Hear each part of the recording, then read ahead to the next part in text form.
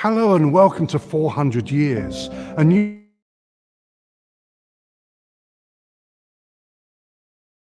it will delve into some of the key facts behind this relationship, but also lift the lid off of some previously hidden secrets.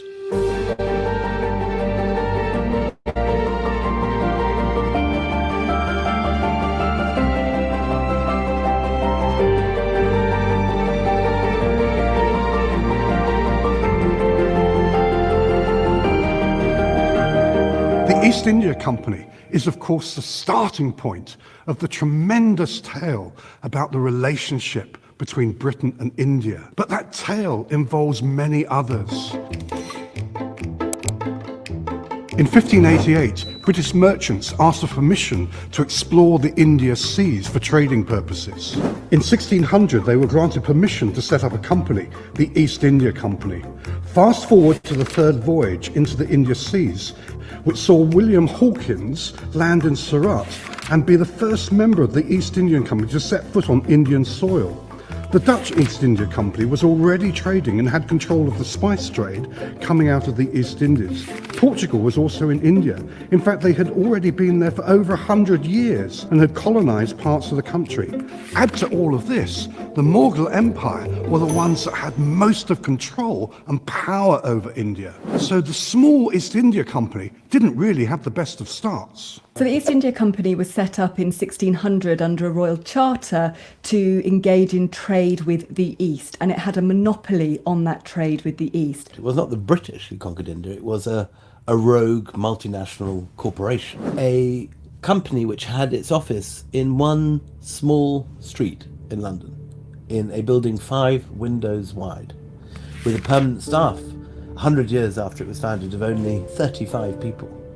That company defeated the most economically rich and productive corner of the richest empire in the world. And the Mogul Empire at the time of Plassey was phenomenally economically powerful. It's not just a body of private traders. The fact that it's a company, and it's a company at a time when there aren't many companies, unlike today, means that it has the sanction of the Queen and the British monarchy. It is a separate institution. It's somewhere. It's not. It isn't the British state. It's not the British military, etc. It has its own kind of interests. The first voyages of the East India Company were not, of course, to India proper.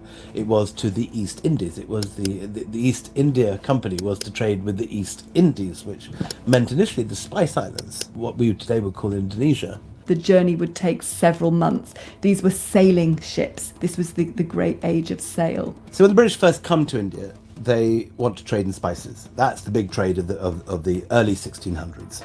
They go basically to Kerala, and there they buy the local pepper, but also nutmeg that is traded into India from further east, from Indonesia. The massive profits that accrue in the early voyages begin to diminish as other traders from other countries are also flooding the markets in Europe with these high value items. The Dutch were in a much stronger position. They had a more modernised stock market that allowed for the gathering of greater capital. So their ships were bigger, better stocked, their weaponry was more advanced. In the early 17th century, the Mogul Empire was at its peak. Aurangzeb had an income greater than all the crowned heads of Europe put together. When there's early attempts in the 17th century for the East India Company to take on the Mughals, they lose. While it's true that the British never set out to conquer India, and they never went east with a plan of imperialism, from the beginning they have the right to wage war. And this, of course, is a violent age. There are pirates on the sea, there are other European nations that want to sink them, there are a million reasons why, you would prefer to go to sea with cannon than without. Where it was new, I think, is that it was a corporation. It was a business run for the benefit of its shareholders. The East India Company realises after some time that wool and iron are not of that great interest in Java and Sumatra, so it starts to move into the Indian subcontinent in order to buy textiles, cotton and calico, for example, to trade with Southeast Asia. It sets up its first trading post in India in 1615. Although the British, in a sense, got India as a consolation prize, having lost what they got out for, which was the nutmeg of Indonesia. They soon compensated by realizing the enormous potential in trading in textiles from Eastern India. The capital for running the company, for buying the silks and the bolts that they would sell in London and in Portsmouth and in the European capitals, came from land revenue on land they'd seized and conquered. What a complicated situation, one that started over the battle for the supremacy of shipping routes and trade. At the heart of that was a company like no other, one that was set up to trade, but also had powers to take land, to wage war, and also resolve a peace. So how did what started with trade turn into colonialism and empire? That we will discover in the next episode of 400 Years.